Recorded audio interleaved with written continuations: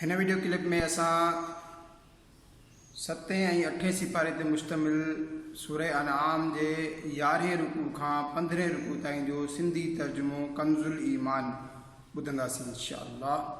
बिस्मिल्लाहिर रहमानिर रहीम। ऐं यहूदियन अल्लाह जो क़दर न जातो जीअं घुरबो हो। जॾहिं चयाऊं अल्लाह कंहिं इंसान ते कुझ बि नथो लाहे, तूं फरमाए कंहिं लाथो हो उहो किताब जेको मूसा आंदो हो, रोशनाई ऐं हिदायत माण्हुनि जे लाइ, जंहिंजा तव्हां जुदा जुदा कागज़ बनाए छॾिया। कुझु ज़ाहिर करियो था ऐं घणा लिकाए छॾियो था, ऐं तव्हांखे उहो सेखारियो वञे थो जेको न तव्हांखे मालूम हो ऐं न तव्हांजे अबनि ॾाॾनि खे। तूं फरमाए अल्लाह पोइ उन्हनि खे छॾे ॾे संदन बेहूदगीअ में खेॾंदो। ऐं हीउ आहे बरकत वारो किताब जेको असां लाथो, तस्दीक फरमाईंदड़ उन्हनि किताबनि जी जेकी अॻे हुआ, ऐं हिन लाइ त तव्हां ड्रिॼारियो समूरनि ॻोठनि जे सरदार खे ऐं जेकी समूरे जहान में उन जे आस पास आहिनि, ऐं जेकी आख़िरत ते ईमान रखनि था, हिन किताब ते ईमान रखनि था ऐं पंहिंजी नमाज़ पाबंदीअ सां क़ाइमु रखंदा आहिनि। ऐं उन खां वधीक ज़ालिम केरु थी सघे थो जेको अल्लाह ते कूड़ घड़े या चवे मूं ॾे वही आयो, हालांकि उन ॾे कुझु बि वही न थियो, ऐं जेको चवे त इजो मां लाहियां थो अहिड़ो जेको अल्लाह लाथो। ऐं जे तूं ॾिसी जंहिं वक़्तु ज़ालिम मौत जी सख़्तियुनि में आहिनि ऐं मलाइक पंहिंजा हथ फैलाईंदड़ त पंहिंजा साह कढो, अॼु तव्हांखे ख्वारी वारो अज़ाब ॾिनो वेंदो, उन जो बदिलो जो तव्हां अल्लाह ते कूड़ ॿधंदा हुआ ऐं उन जी आयतुनि खां तकबुर यानी वॾाई कंदा हुआ। ऐं बेशक तव्हां असां वटि अकेला आया, जीअं पहिरियों भेरो असां तव्हांखे पैदा कयो हो, ऐं छॾे आया पुठियां जेको माल मताव असां तव्हांखे ॾिनो हो, ऐं असां तव्हां सां गॾु तव्हांजे उन्हनि सिफ़ारिशुनि खे नथा ॾिसूं जिन खे तव्हां पंहिंजे गुमान में शरीक ॿुधाईंदा हुयो। बेशक तव्हांजो पाण में रिश्तो कटिजी वियो ऐं तव्हांजा समूरा गुमान बातिल थी विया। बेशक अल्लाह दाणे ऐं खोखड़ी खे चीरींदड़ आहे, ज़िंदा खे मुअल मां कढंदड़ ऐं मुअल खे जेरे मां कढंदड़। हीउ आहे अल्लाह, तव्हां काॾे ऊंधा था वञो, ऊंधाई चीरे सुबुह खे ज़ाहिर कंदड़ ऐं उन्हीअ ई राति खे सुकून वारो बनायो, ऐं सिज ऐं चंड खे हिसाब जे वास्ते। हीउ अंदाज़ो आहे ज़बरदस्त इल्म वारे जो, ऐं उहो ई आहे जंहिं तव्हांजे वास्ते तारा बनाया, जीअं उन्हनि जे ज़रिए रस्तो मालूम कयो खुश्की ऐं बहरी ऊंदाहियुनि में। असां निशानियूं मुफ़सल बयानु करे छॾियूं इल्म वारनि जे लाइ, ऐं उहो ई आहे जंहिं तव्हांखे हिकु जान मां पैदा कयो, पोइ किथे तव्हांखे रहणु आहे ऐं किथे अमानत रहणु। बेशक असां तफ़सीलवार आयतूं बयानु करे छॾियूं सम्झ वारनि जे वास्ते। ऐं उहो ई आहे जंहिं आसमान मां पाणी लाथो, पोइ उन जे ज़रिए असां ज़मीन मां हर ॼमंदड़ शइ कढी, असां उन मां सब्ज़ी कढी जंहिं मां दाणा कढूं था त दर तह दर तह हिक ॿिए ते चढ़ियल, ऐं खजी जे चपड़नि मां वेझा वेझा गोशा ऐं अंगूरनि जा बाग ऐं ज़ैतून ऐं ॾाढ़ूं, कंहिं सिफ़त में मिलंदड़ त कंहिं ॻाल्हि में जुदा। उन जो मेवो ॾिसो जंहिं फरी ऐं उन अन्न जो पचण, बेशक उन में निशानियूं आहिनि ईमान वारनि जे वास्ते। ऐं अल्लाह जो शरीक ठाहियाऊं जिन्हनि खे, हालांकि उन्हीअ ई त जिन्हनि खे ख़लक़ियो ऐं उन लाइ पुट ऐं धीअरूं घड़ियाऊं। जहालत मां पाकाई ऐं बुलंदी आहे खेसि उन्हनि ॻाल्हियुनि खां, बग़ैर कंहिं नमूने जे आसमान ऐं ज़मीन पैदा फरमाईंदड़ उनखे ॿार काथाऊं हुजनि, हालांकि उनखे ज़ाल कान्हे, ऐं उन्हीअ ई त हर शइ पैदा फरमाई ऐं सभु कुझु उहो ॼाणे थो। हीउ आहे अल्लाह तव्हांजो रब, ऐं उन खां सवाइ कंहिंजी बंदगी न आहे। हर शइ जो ख़ालिक़, तंहिं करे उन्हीअ जी ई इबादत करियो, उहो हर शइ ते निगहबान आहे।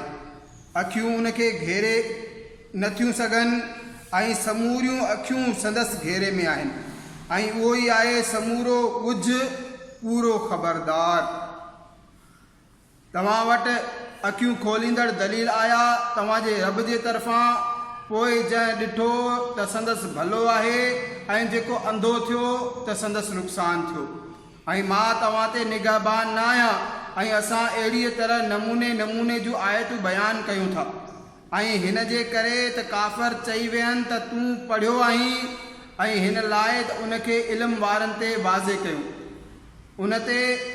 उन ते हल जो तोखे तुंहिंजे रब जे तरफ़ां वही थिए थो, उन खां सवाइ को बि माबूद न आहे ऐं मुशरिकनि खां मुंहुं मोड़।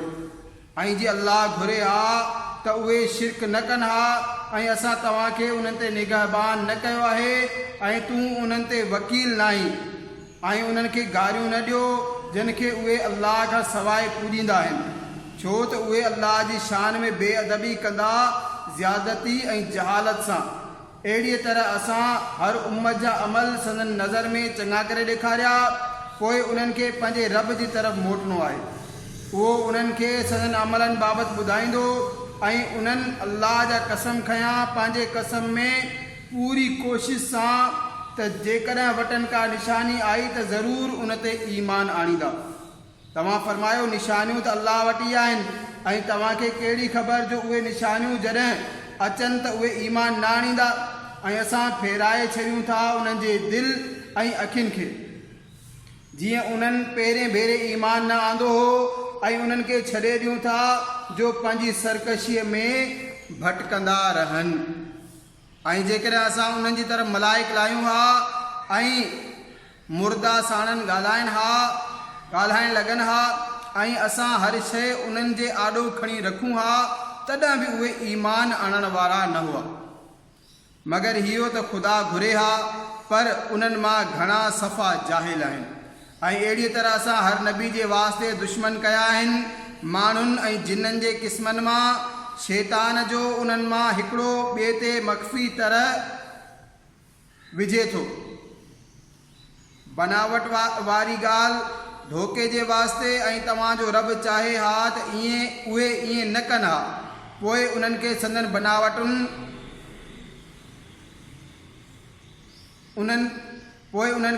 बनावटुनि ते छॾे ॾे ऐं हिन लाइ त उन जे तरफ़ उन्हनि जूं दिलियूं झुकनि जिन जो आख़िरत ते ईमान न आहे, ऐं हिन लाइ त उनखे पसंदि कनि ऐं गुनाह कमाइनि जेकी गुनाह उन्हनि खे करणा आहिनि। पोइ छा मां अल्लाह खां सवाइ कंहिं ॿिए जो फ़ैसिलो तलब कयां, हालांकि उहो ई आहे जंहिं तव्हांजी तरफ़ तफ़सीलवार किताब लाथो। जिन खे असां किताब ॾिनो उहे ॼाणनि था त हीअ तुंहिंजे रब जे तरफ़ खां सचो नाज़िल थियल आहे। पोइ ए ॿुधंदड़ तूं हरगिज़ शक कंदड़नि मां न थियो ऐं पूरी आहे तुंहिंजे रब जी ॻाल्हि सच ऐं इंसाफ़ में, उन्हनि जे ॻाल्हियुनि खे को बि मिटाइण वारो कोन्हे ऐं उहो ई आहे ॿुधंदड़ ॼाणंदड़। ऐं इहे ॿुधंदड़ ज़मीन में घणा उहे आहिनि जिन जे चवण ते जेकॾहिं तूं हलीं त तोखे अल्लाह जी राह खां भटकाए छॾीनि। उहे फ़क़ति गुमान जे पुठियां आहिनि ऐं फ़क़ति अटकल ऐं धिकनि खां कमु वठंदा आहिनि। तुंहिंजो रब चङी तरह ॼाणे थो त केरु भटकी वियो संदसि वाट खां, ऐं उहो ख़ूब ॼाणे थो हिदायत वारनि खे।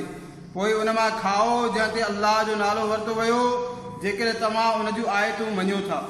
ऐं तव्हांखे छा थियो जो उन मां न खाओ जंहिं ते अल्लाह जो नालो वरितो वियो? उहो अव्हांखे मुफ़सल ॿुधाए चुको जो कुझु तव्हां ते हराम थियो, मगर जॾहिं तव्हांखे उन लाइ सख़्तु लाचार हुजे। ऐं बेशक घणेई पंहिंजी ख़्वाहिशुनि सां गुमराह कंदा आहिनि बिना इल्म जे। बेशक तुंहिंजो रब हद खां लंघंदड़नि खे ख़ूब ॼाणे थो। ऐं छॾे ॾियो खुलियल गुनाह ऐं लिकल गुनाह। बेशक जेकी गुनाह कमाईंदा आहिनि अनक़रीब पंहिंजी कमाई जी सज़ा ॾिसंदा। ऐं उन मां न खाओ जंहिं ते अल्लाह जो नालो न वरितो वियो, ऐं बेशक उहा नाफ़रमानी आहे। ऐं बेशक शैतान पंहिंजे दोस्तनि जे दिलनि में ख़्यालु विझंदा आहिनि त उहे तव्हां सां झेड़ो कनि, ऐं जेकॾहिं तव्हां उन्हनि जो चयो कयो त तव्हां उन वक़्तु मुशरिक आहियो। ऐं छा उहो जेको मुअल हो पोइ उनखे असां जीअरो कयो ऐं उनखे हिकु रोशनाई ॾिनीसीं जंहिंसां माण्हुनि में हले थो, उहो उन जहिड़ो थी वेंदो जेको ऊंदाहिनि में आहे, जंहिं मां निकिरंदड़ न आहे। अहिड़ीअ तरह काफ़िरनि जी नज़र में संदन अमल सुठा कया विया आहिनि ऐं अहिड़ीअ तरह असां हर ॻोठ में उन जे ॾोहारियुनि जा अॻुवान पैदा कया आहिनि जो उन में चाल हलणु पंहिंजे नुक़सान में ई चाल इख़्तियार कनि था ऐं उन्हनि खे शऊर न आहे ऐं जॾहिं उन्हनि वटि का निशानी अचे त चवंदा आहिनि त असां हरगिज़ ईमान न आणींदासीं एसि ताईं जो असांखे उनजो मिसल न मिले जेको अल्लाह जे रसूलनि खे मिलियो। अल्लाह बहितर ॼाणे थो जिथे पंहिंजी रिसालत खे अनक़रीब मुजरिमनि खे अल्लाह वटि ज़िल्लत मिलंदी ऐं सख़्तु अज़ाब संदन मकर जे बदिले ऐं जंहिंखे अल्लाह वाट ॾेखारणु चाहे उनजो सीनो इस्लाम जे वास्ते खोले छॾींदो आहे ऐं जंहिंखे गुमराह करणु चाहे उनजो सीनो तंग खूब रुकियल करे छॾींदो आहे जीअं कंहिं ज़बरदस्ती सां आसमान ते चढ़ी रहियो हुजे। अल्लाह अहिड़ीअ तरह अज़ाब ॾींदो आहे ईमान न आणींदड़नि खे ऐं हीअ तुंहिंजे रब जी सिधी वाट आहे। असां आयतूं खोले बयानु करे छॾियूं नसीहत पिराईंदड़नि लाइ उन्हनि जे वास्ते सलामती जो घर आहे संदन रब वटि ऐं उहो संदन